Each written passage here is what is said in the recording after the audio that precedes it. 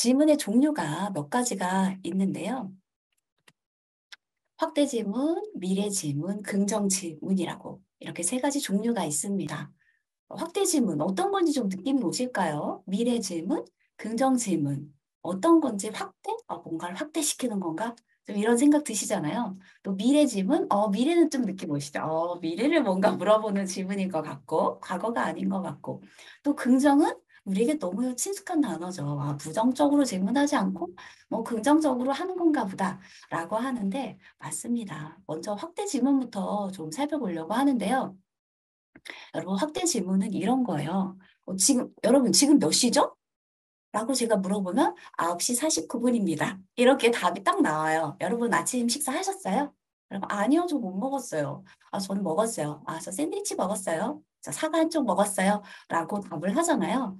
그래서 이렇게 확대 질문이 아닌 반대를 특정 질문이라고 하는데 특정 질문은 그냥 물어보면 바로 답변이 yes 혹은 no, 예, 아니요. 아니면 짤막하게 그냥 답변 나오고 더 이상 답이 나오지 않는 이런 게 특정 질문이에요. 그거의 반대 개념이 확대 질문이라고 할 수가 있겠는데요.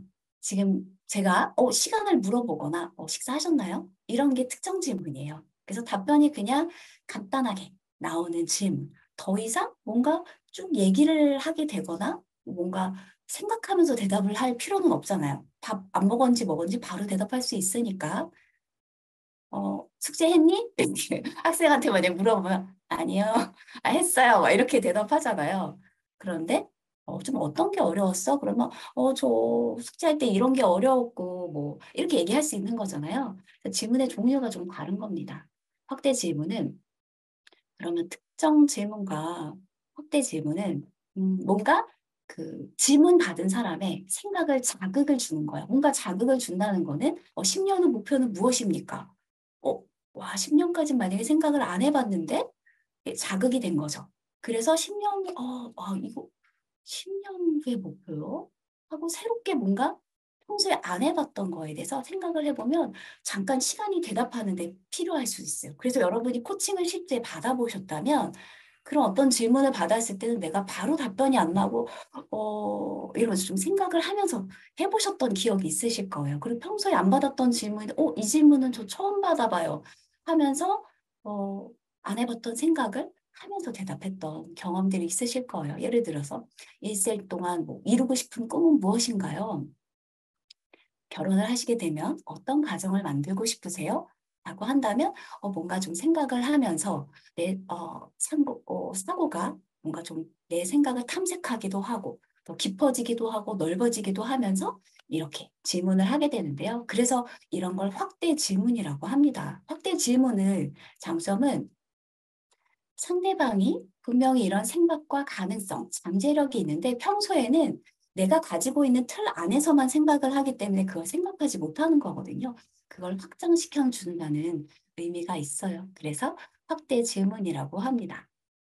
자, 그러면 특정 질문은 그러면 우리가 코칭에서는 특정 질문보다는요. 특정 질문도 있을 수는 있지만 보통은 확대 질문을 사용하시면 좀 더 코칭을 하는데 효과적으로 할 수가 있습니다.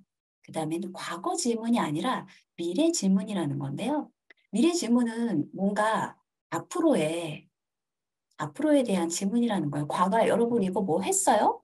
안 했어요? 하는 질문은 과거 질문이잖아요.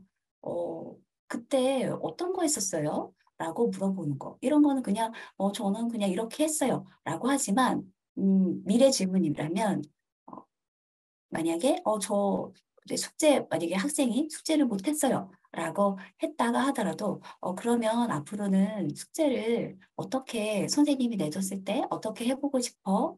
어, 이것 때문에 숙제를 못했어요. 라고 했다면 그러면 어떻게 그걸 좀 앞으로는 바꿔보고 싶어? 라고 한다면 방법을 생각해 보게 되고 뭔가 더 가능성을 찾게 되는 거잖아요.